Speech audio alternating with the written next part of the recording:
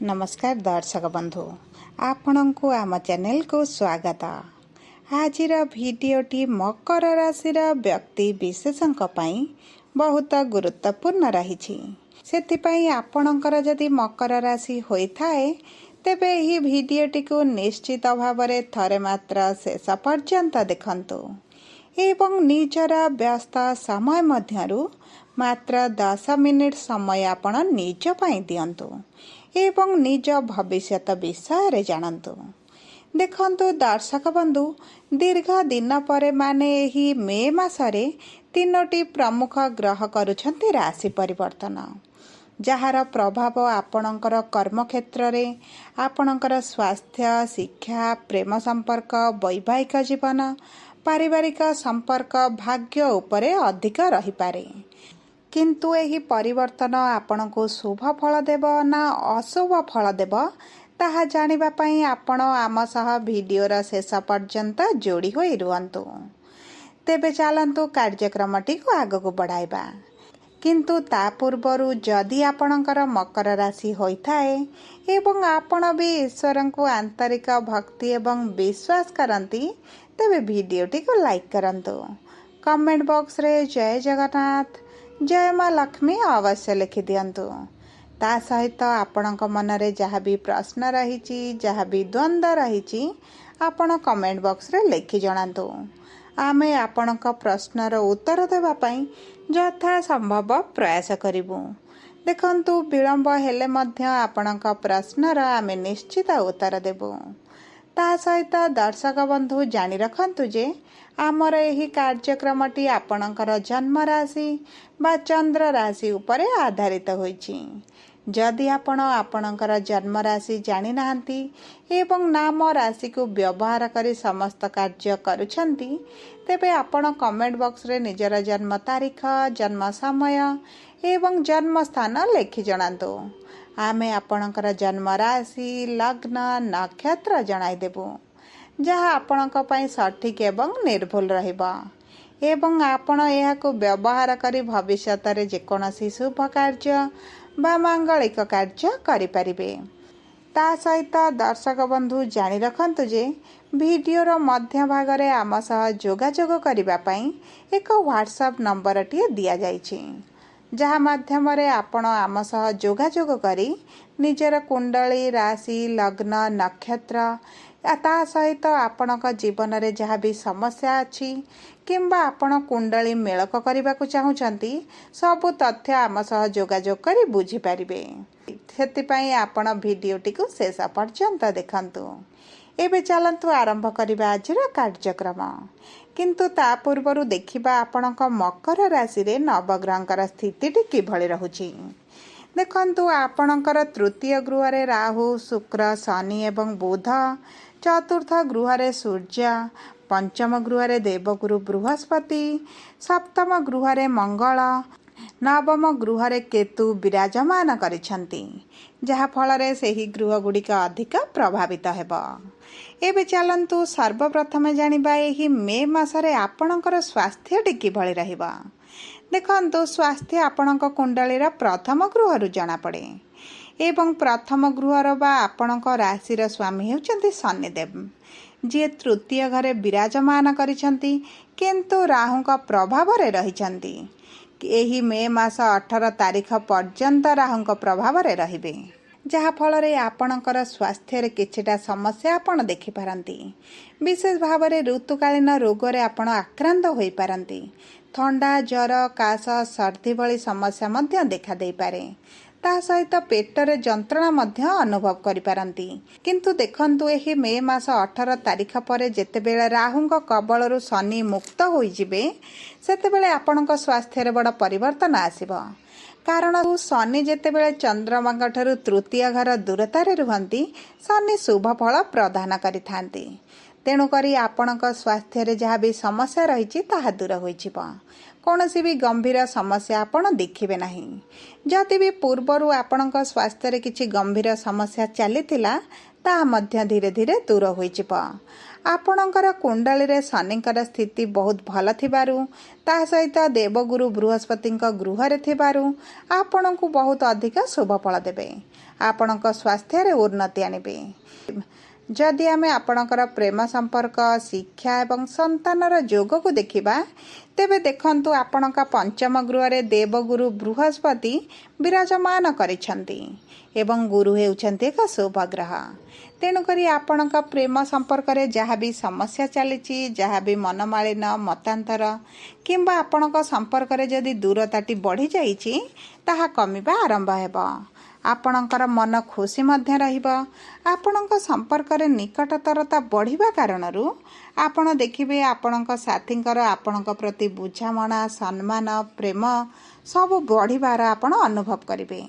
ତା ସହିତ ଦେଖନ୍ତୁ, ଯଦି ଆପଣ ପ୍ରେମ ସମ୍ପର୍କକୁ ବିବାହରେ ପରିଣତ କରିବାକୁ ଚାହୁଁଛନ୍ତି ଏବଂ ଉଭୟ ଏହି ସମ୍ପର୍କକୁ ଆଗକୁ ନେବା ପାଇଁ ପ୍ରସ୍ତୁତ ଅଛନ୍ତି, ତେବେ ବିବାହ ପାଇଁ ମଧ୍ୟ ଭଲ ସମୟ ରହିଛି।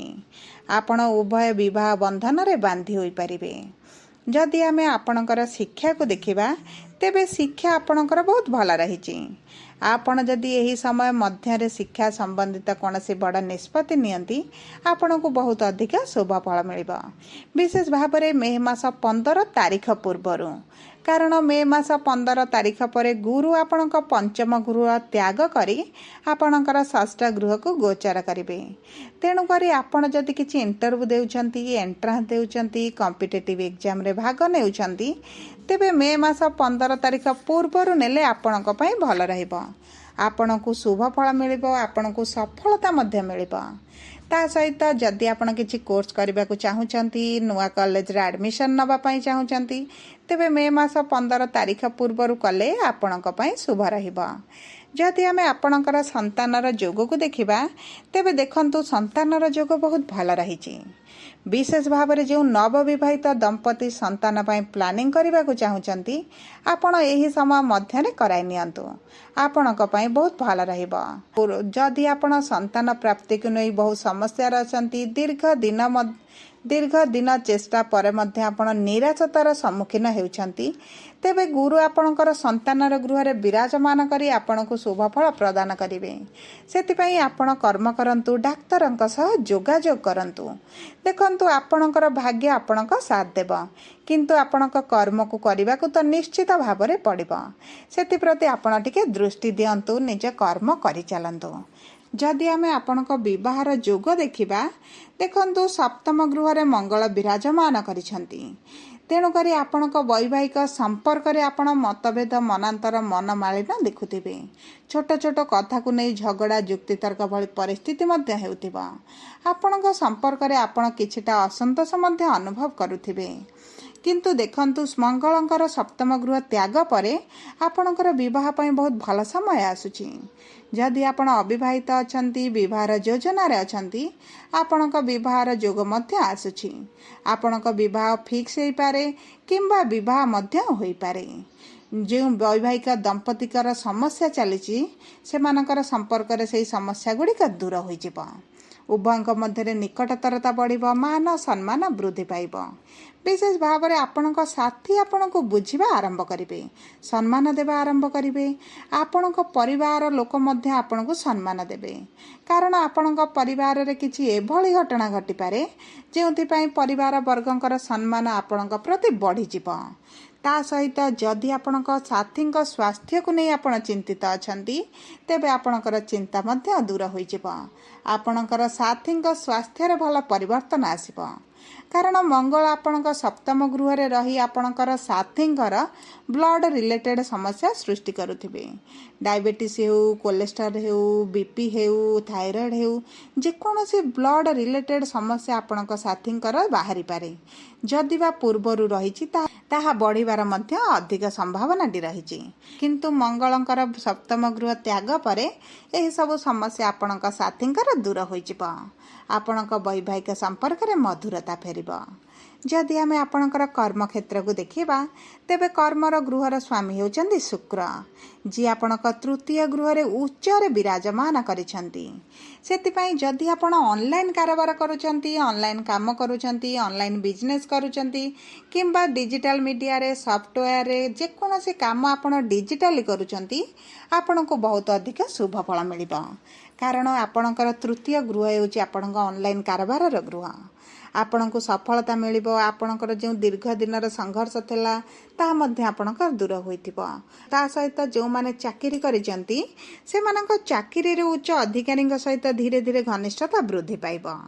आपणकर दरमा वृद्धि होई पारे, आपणकर पदोन्नति होई पारे, इनक्रीमेंट होई पारे किंबा आपणकर पोस्ट किछि चेंज देखि पारंती।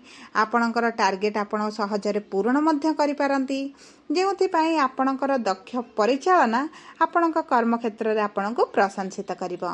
उभय धन मान प्रतिष्ठा रे वृद्धि करिबो। आपण पूर्वरु जे सब समस्या आपणक कर्मक्षेत्र रे देखुतिले ताहा धीरे धीरे ह्रास पाइबो। आ जो माने बेरोजगार अछंती एवं रोजगार संधान रे अछंती से माननको रोजगार मिलबार बहुत अधिक संभावना अछि।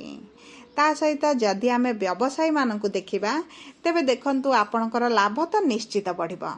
आपणक परिश्रम अनुपात रे आपणकर लाभटी द्विगुणित होई पारे। आपणकर व्यवसाय रे जो खराब परिस्थिति चलीची सेथिरे सुधार आसीबो। आपणकर आय रे वृद्धि घटिबो। आपनको हठात लाभ मिल पारे। विशेष भाव में देखंतु आपणक व्यवसाय को नहीं आपण नूतन परिचय मध्य सृष्टि करिवे।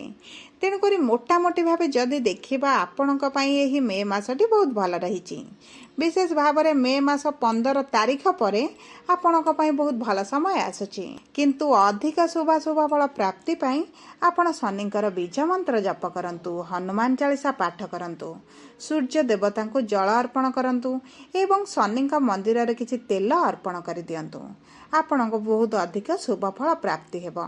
जदि आपणकर मकर राशि होइथाय वीडियोटी किभଳି लागला कमेंट बॉक्स रे लिखि जणांतु। जदि आपणक प्रियजनकर मकर राशि होइथाय वीडियोटी तांका सह शेयर करंतु। जदि प्रथम थर आम चैनल को आसी चंती चैनल टी को सब्सक्राइब करंतु। पाखरे थिबा बेल आइकन को प्रेस करंतु